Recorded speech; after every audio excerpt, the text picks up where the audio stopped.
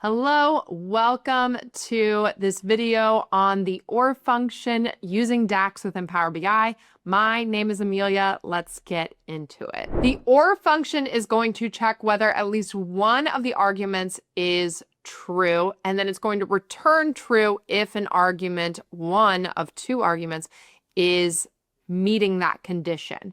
Our syntax is going to be the word or, and then you're going to provide two logical conditions for this function to meet. If it meets one of those logical conditions, whether it meets logical 1 or it meets logical 2, it's going to provide the word true. If it does not meet either of these logical conditions, then it's going to provide the word false for you. So when we use this in a calculated column, you're going to create a column that is going to say true or false as the values. When you put it in a measure, you're typically going to combine it with some type of aggregation, and it's going to give you a specific range of conditions to meet to make that actual aggregation happen. So what is the OR function like? In DAX, it's kind of like that lenient teacher who's like, if you do your homework, I'll give you a gold star. Or if you behave in class, I'll give you a gold star. If you behave in class and don't do your homework, you're still going to get a gold star, and vice versa. So our example here is if you want a treat. I have this combined with our if function. So if we have two columns, one says, I want ice cream, and the other one says, I want pizza.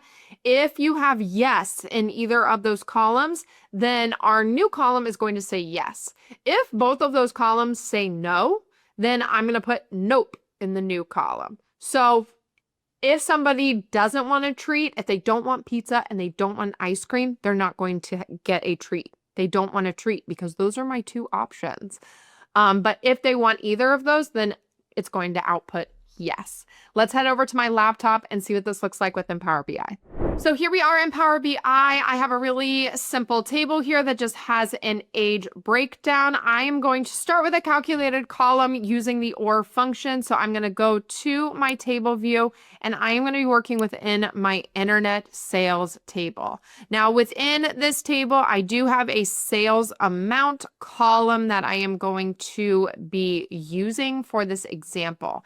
And this sales amount column is a list of values for whatever our internet sales is collecting here. There are quite a range of values. And what I want to do is I want to make a column that is going to show true for everything outside of our conditions that we're going to provide here.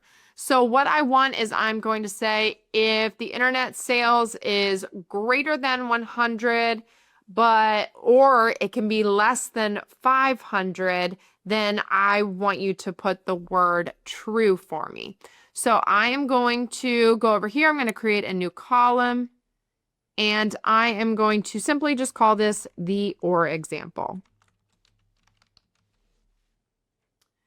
And here I am going to start with using the OR function. Here's IntelliSense letting me know I need to put a logical 1 and a logical 2. It's going to return true if any of the arguments are true, and it's going to return false if all of the arguments are false. So if it meets one of the conditions, it's going to ring true. If it doesn't meet either of them, it's going to give me false. So I'm going to say internet sales, and then I'm going to do sales amount because that's what we're working with. And I'm going to say my first logical greater than 100 here. I'm at the end of my first logical, so I'm going to put a comma, and then I'm going to do the same thing, internet sales, sales amount. And for this one, I am going to put greater than or less than 500. Let's do that. And we're going to close that parenthesis off because I am at the end of the function that I'm working within. I also had a red parenthesis, which is another indicator that I need a closed parenthesis. And let's see what this is going to bring us. Let's hit enter here. So here is my OR example column popping up. It is saying true, true, true, true, true. Lots of trues here. I always like to check and make sure we do have all trues within here. So there was nothing within what we put that is going to ring false. That is because everything within this data is actually meeting both of those conditions. We don't have anything that is not meeting those conditions right now, which is kind of cool. But it's good to always check, because if you think, maybe there should be some falses in here because I know I have data within here that doesn't meet either of these conditions. That's a good indicator, checking that filter to see if everything is in there that you need. We're going to leave this the way it is, and we are going to head over to our report view. And let's go ahead and make a measure to give us an example of what this is going to look like. So I am going to go to my measure table, and I'm going to add a new measure here. And what I want to do is I want to calculate the sum of the sales amount of all the values outside of our conditions here. So I'm going to once again call this the OR example. And let's go ahead and use our calculate function again for filter context. And then I am going to use a sum aggregation for this. We're going to reference our internet sales amount. We're going to continue to work with that column. I'm at the end of my sum function, so I need to close the parenthesis. Before it goes back to my calculate function, I need to add a comma. This is when I am going to input my OR function. So now that I have my OR function, I can put logical 1, logical 2. I'm going to start with internet sales. We're going to do sales amount again. And I'm going to do the exact same formula that I had for my column. So we're going to put this here. We're going to do a greater than 100. And then we're also going to do our less than 500 as well.